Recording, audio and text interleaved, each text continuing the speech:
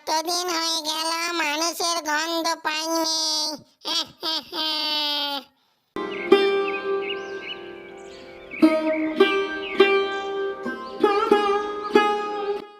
আহা গিন্নি, আর কতক্ষণ রাগ করে থাকবে আমার ওপর?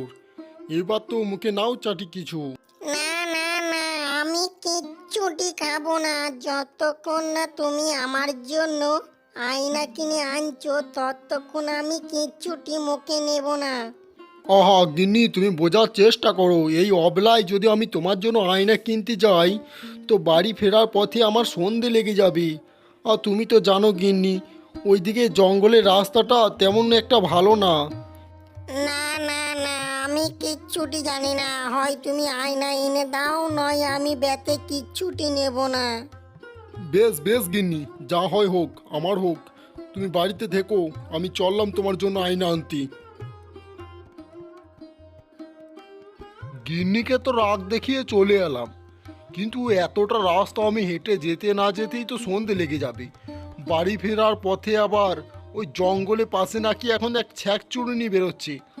কি যে আছে কপালে কে জানে। মরতেই আয়নাটা ভাঙতে গেলাম আমি। ছি, আজ কপালে কি যে হবে কে জানে। যাই, ভগবান যা লিখেছে কপালে তাই হবে। বলি ও টিনুদা, এই অবলাই জঙ্গল পেরিয়ে তুমি কোথায় যাবে গো? মরতে যাবো গো, মরতে। তা নয় তো কি, এই অবেলাতে কেউ কি আর জঙ্গলের রাস্তায় যায়? যাক, ভাগ্যে যা আছে তাই হবে। সাহস করে আগে যাই তো।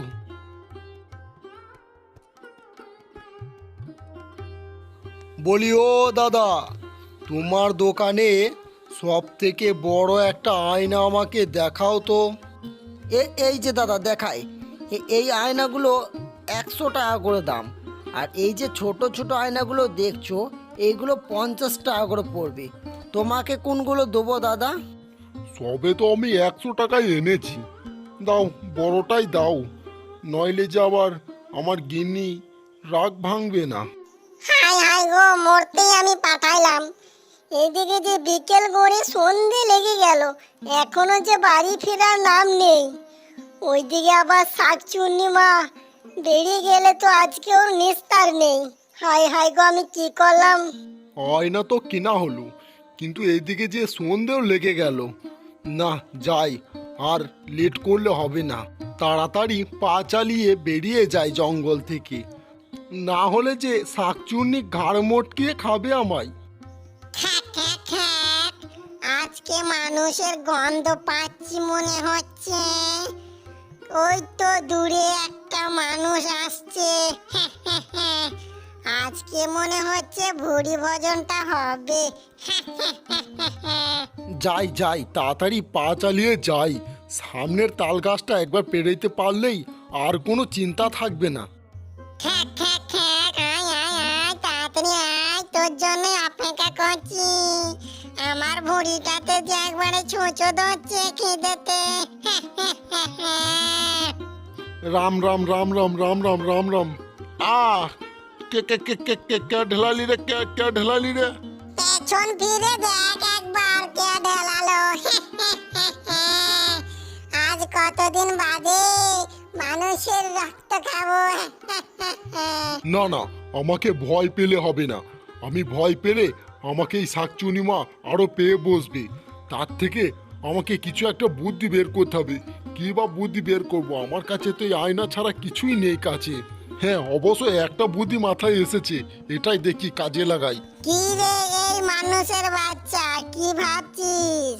এইবার আমি তোর গাড় মটকিয়ে আলুয়া করে খাবো।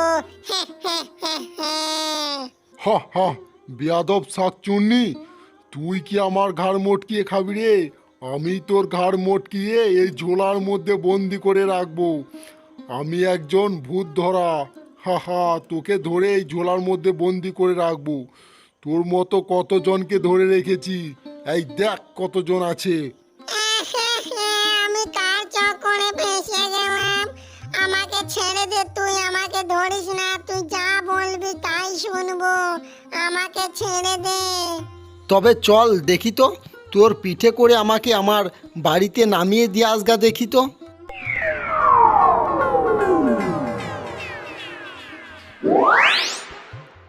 দাঁড়া দাঁড়া দাঁড়া, চলে এসছি বাড়ি। এইখানেই নামা, তুই এইখানেই নামা। এই জগটা নিয়ে তুই যখনই আমাকে ডাকবি আমি তোর কাছে এসে হাজিরা দেব। আরে দাঁড়া, তুই পালিয়ে কোথায় যাবি? আগে আমাকে 100 স্বর্ণ মুদ্রা দিয়ে যা, তারপরে তুই যাবি। এই নে তুই টাকা নিয়ে আমাকে ছাড়ে দে। বেশ যা, তোকে আজকে ছেড়ে দিলাম, কিন্তু মনে রাখবি আবার যেদিন তোকে ডাকবো সেই দিন যেন হাজিরা দিস। ও মা গো, কি কষ্টটাই না দিল গো। এর শাস্তি আমি তোকে দেবই রে মানুষের বাচ্চা। তোকে আমি ছেড়ে কথা বলবো না। দাঁড়া যাই গিয়ে আমার পিসিমকে ডেকে নিয়ে আসি। তারপর তোর গাল মটকিয়ে খাবো। গিন্নি, ও গিন্নি, কই গো, দরজাটা খুলে দেখো তোমার জন্য কি নিয়ে এসেছি আমি। বলি হাগা, তোমার কি এত গুণে আসার সময় হলো? আর ওদিকে আমি চিন্তা করে করে মরে যাচ্ছি। দেখো আমার ভুল হয়েছে তোমাকে এই সন্ধেবেলাতে আয়নাটা আনতে পাঠানোর জন্য। আমাকে ক্ষমা করে দাও এইবারকার মতো। না গো না গিন্নি, তুমি কোনো ভুল করো নেই, তুমি যা করেছো ভালোই করেছো। আজ তোমার এই ভুলের কারণে আমার আজকে অনেক কিছু উপকার হলো গো। বলি হাগা, তোমার আবার কি উপকার হলো গো? সে অনেক কথা গো গিন্নি, তা বাইরে বলা যাবে না। চলো চলো বাড়ির ভেতরে চলো, সব বলছি আমি।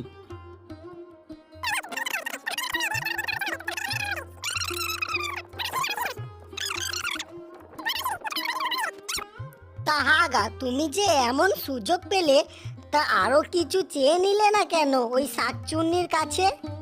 আহা গিন্নি, সে নিয়ে তুমি চিন্তা করো না।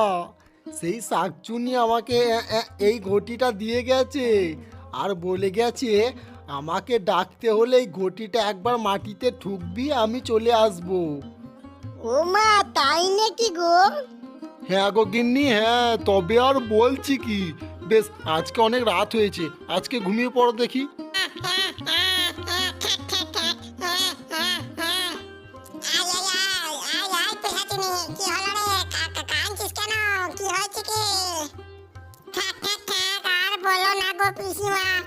একজন মানুষের বাচ্চা আমাকে ভয় দেখিয়ে সারাদিন প্রচুর কাজ করিয়ে নিল। কার এত বড় সাহস রে যে ভূতেদের ওপর রাজত্ব দেখায়? চল দেখা তো একবার তাকে, তার গাঁটটা মটকে মরমর করে খেলেছি। ঠিক আছে, চলো তাহলে আমার সাথে, আমি নিয়ে যাচ্ছি তাদের বাড়ি।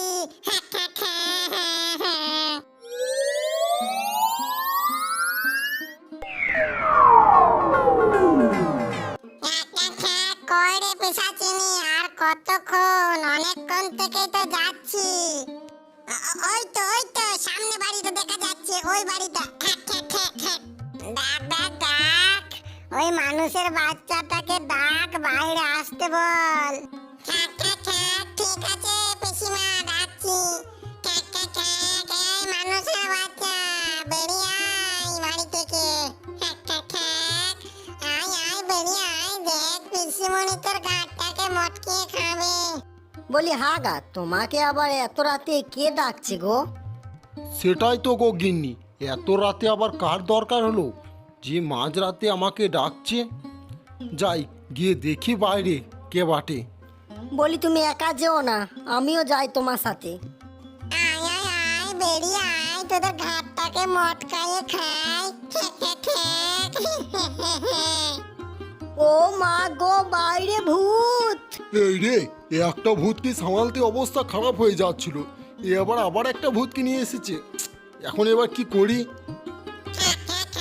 কি রে, কি ভাবছিস?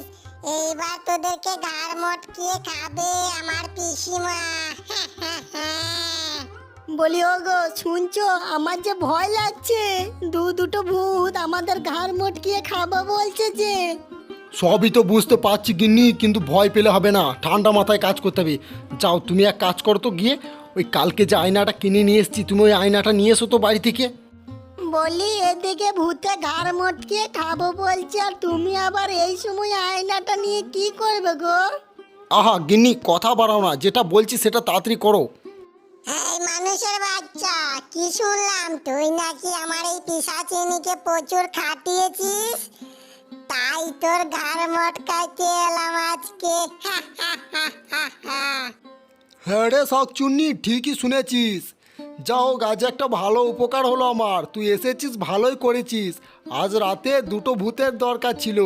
যাক, তোকে আর ওই তোর পিশাচিনীকে দুজনকেই একসঙ্গে বন্দি করছি। দাঁড়া, ওই দেখ তোদের মতো কতজনকে এখানে বন্দি করে রেখেছি, আজকে তোদের দুজনকেও এখানে ভরে দেবো। হা হা হা, তোদের কি অবস্থা করি দেখ। মা গো, আমাকে ছেড়ে দিন কর্তা, আমাকে ছেড়ে দিন। এই পিশাচিনীর কথা শুনে আমি কোথায় ফেসে গেলুম গো। ছেড়ে দিন কর্তা, আমায় ছেড়ে দিন। তুই যা বলবি আমি তাই করে দেব, আমাকে ছেড়ে দে, আমাকে এই বাইকার মতো। তোদের দুজনকে ছাড়তে পারি, কিন্তু একটা শর্ত আছে আমার। বল বল বল, কি শর্ত আছে তোর, বল। তোর সব শর্ত আমরা পূর্ণ করব, কিন্তু আমাদেরকে ছেড়ে দে। বেশ, তবে আমার বাড়িটা পাকা বাড়ি করে দে, আর সাইডে দুটো ধানের গোলা করে দে। এই দিচ্ছি, এই নে।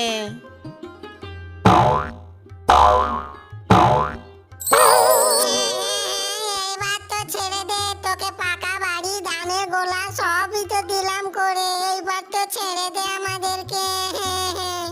বেশ বেশ, যা, তোদেরকে ছেড়ে দিলাম, কিন্তু মনে রাখিস পরের বার যেন কোনো মানুষকে এই রকমভাবে বিরক্ত না করা হয়, নয়তো আবার তোদেরকে ধরবো। কি হলো পিসিমা, তুমি ওই মানুষের বাচ্চাটাকে ছেড়ে দিলে কেন? তুই খেপেছিস? তোর কাছে কত ভূত বন্দি করা রয়েছে। বাপরে, কি বাঁচানটাই না বেঁচে গেলাম। আর কোনোদিন মানুষকে বিরক্ত করব না, শাক ভাত খেয়ে থাকবো, তাও ভালো।